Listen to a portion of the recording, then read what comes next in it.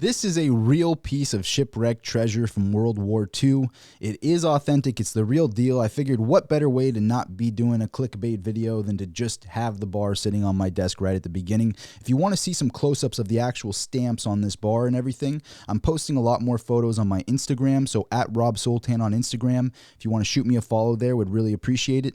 I've been posting a lot more on Instagram lately because it's just kind of nice to be able to show pieces from my personal collection and be able to talk with people in the DMs and stuff. So really would appreciate it if you shoot me a follow over there. So at Soltan on Instagram, there will be a lot more photos of this bar there. Here, I wanted to not only talk about this specific piece of shipwreck treasure, but also the investing strategy behind it. And I have used this investing strategy for well over 5 years, and all the time I've been in collectibles, it's really helped me. So hopefully this video will provide you a lot of value and not just be a show-off video of the bar. Obviously, we got the clickbait, we're showing off here, but at the same time, I want to provide you a lot of value and talk about my investing philosophy and strategy when it comes to these types of investments.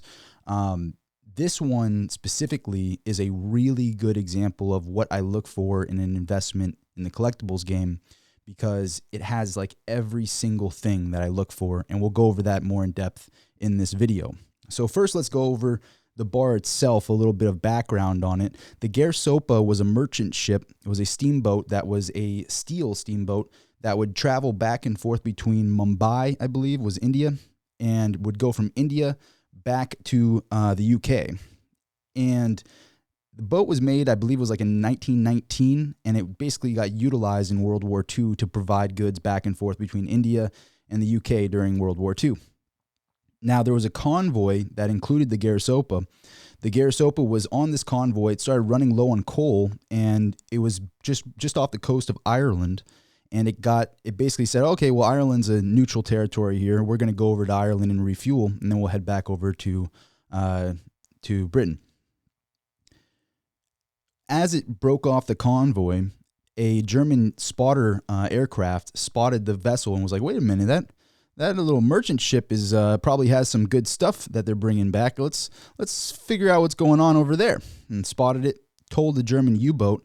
And also it was on its own at this point because it broke off the convoy to go refuel, which looked like it was just an easy target. The German U-boat followed up after the aircraft spotted it, shot not one, not two, but 3 torpedoes. Finally, the third torpedo took down the Gairsoppa, and it shot it so well with a torpedo, it took it down within 20 minutes. So it really tells this story of like, it was scary out there. Could you imagine? And this is back when like the submarine type situation was a new technology.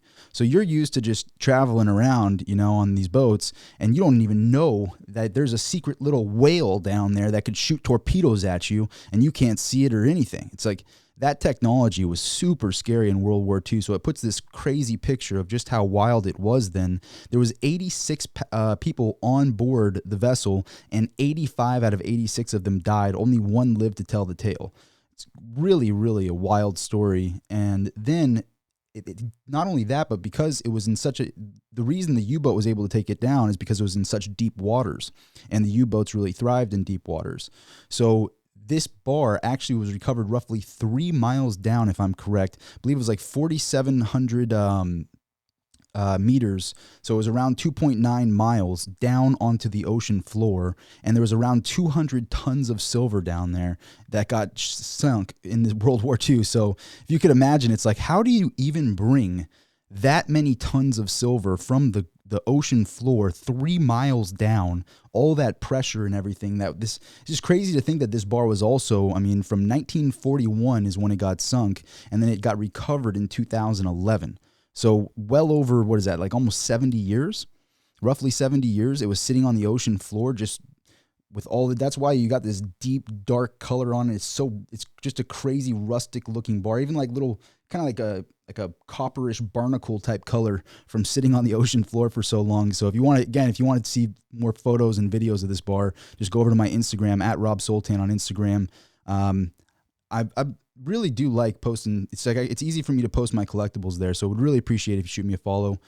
Sorry to shill it, but I'm starting the Instagram thing, so if you want to follow me there, I would really appreciate it. But just crazy, the color and everything of the bar. What is interesting about this specific bar is all the things I just told you, but also that the Her Majesty version of this bar, which is this one here that kind of has the like legit, like when you think of a bank bar or a shipwreck treasure bar, it's like this has all the features of it. It's got that kind of flat top pyramid look to it, which is just so cool to me. I love the look of this bar.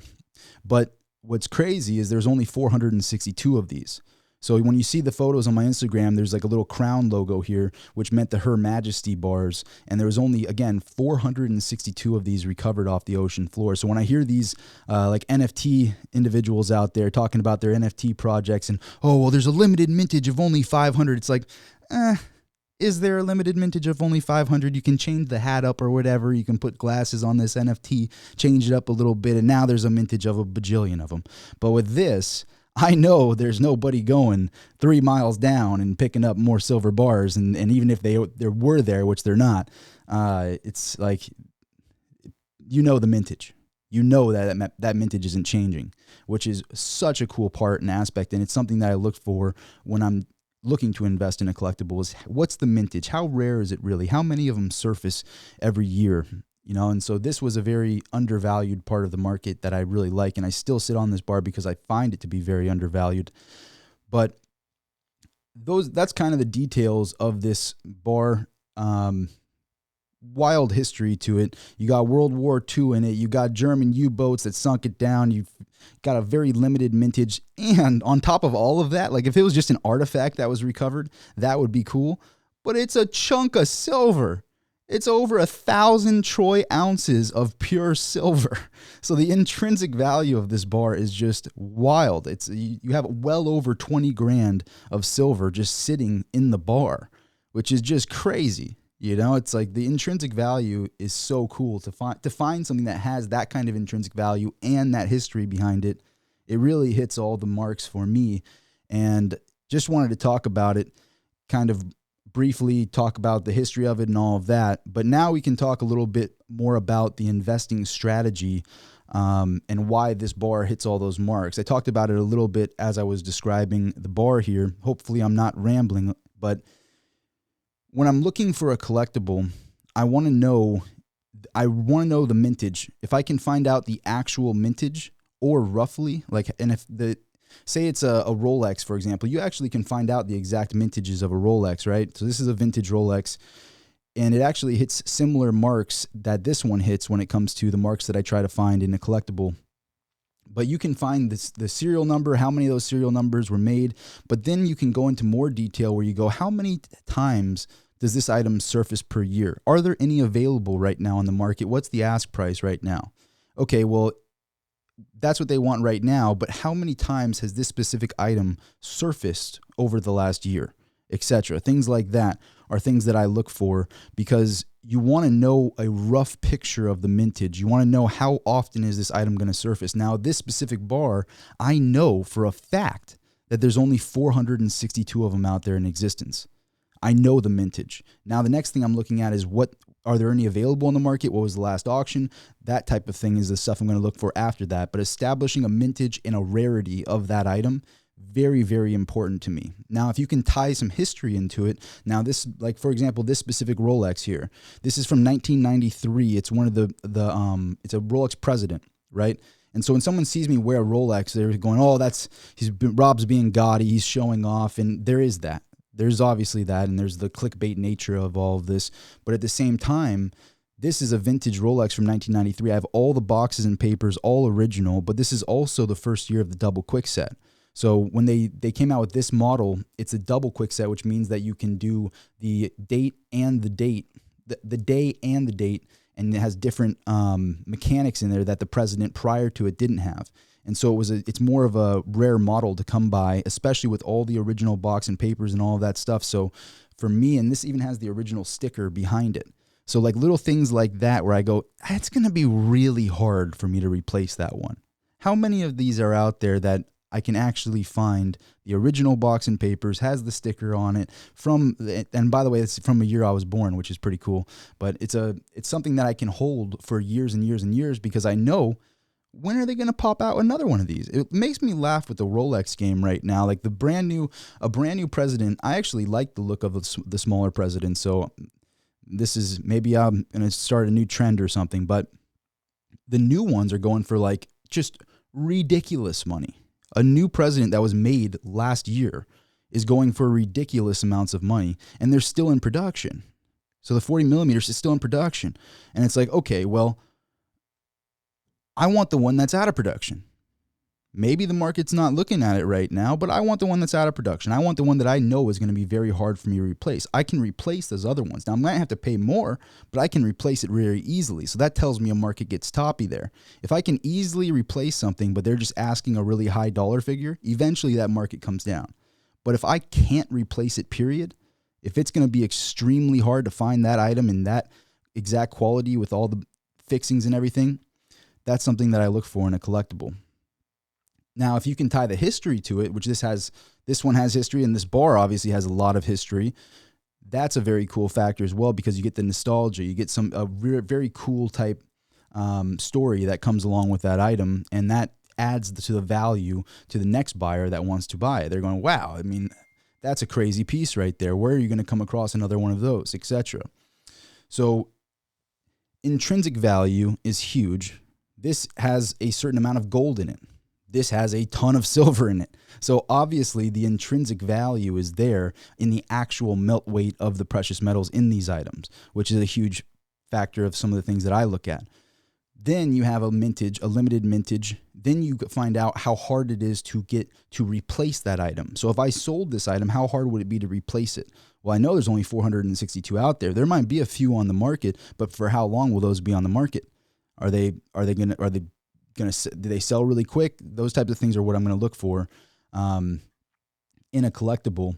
And I think it's just so overlooked right now. So there's so many people talking about the NFT craze, right? There's so many people that are like, oh, there's 500 of those and there's 100 of those, and you don't even know this Bored Ape, whatever, this is a huge thing and it's going to be worth hundreds of thousands. I look at all of that and go, okay, that's a hype train. What's not a hype train? What's a real collectible that is going to hold value in years and years to come? Really ask yourself, 20 years down the line, do you think that I'm going to be able to sell this for more or less? Really, like 20 years down the line, 10 years down the line. Obviously, it's going to be, I can't say anything with a certainty, but obviously it's going to be worth more. Just my opinion, not financial advice. Same thing with the Rolex. Like, is a vintage Rolex going to go down in value in 10, 20 years that has all the original everything from 1993? So to me, it's a long shot thinking that that's going to just be worthless and not go up in value. So like little things like that. But I can imagine that 99.9% of these JPEGs out there and the things that people are collecting in the digital realm is going to be worthless at that time period. I really do believe that. There's some things where anyway, I don't want to get into comparisons of different types of things that I don't believe in, but it kind of helps you understand what I look for and what I don't look for. So a lot of people have been asking me, what do you think of NFTs? What do you think of NFTs?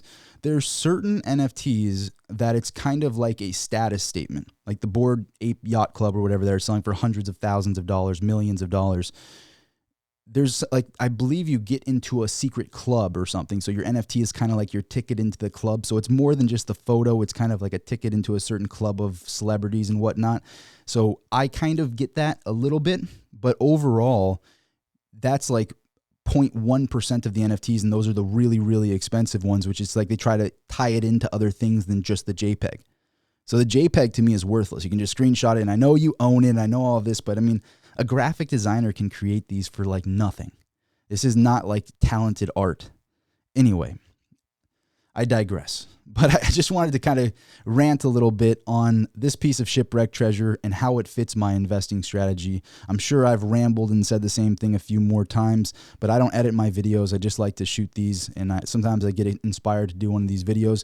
I hope it helped you in some way. If it did, would really appreciate it if you smash that like button and click subscribe. I'm getting closer to that 25,000 mark. We're kind of lagging out a little bit, but I really am looking forward to having 25,000 subscribers. That's a really big milestone for me. So if you want to subscribe to the channel, would really, really appreciate you doing that. These are the kind of videos I post on the channel, talking about precious metals, talking about collectibles, talking about all kinds of things, money here on the channel with the podcast and all of that as well. So please do click that subscribe button. And again, if you want to see some close-ups of this bar, head over to my Instagram at Soltan on Instagram. I think I've shilled it like 5 times now with the Instagram thing. I'm trying to get some Instagram followers over there, all right? I'm trying to get some Instagram followers.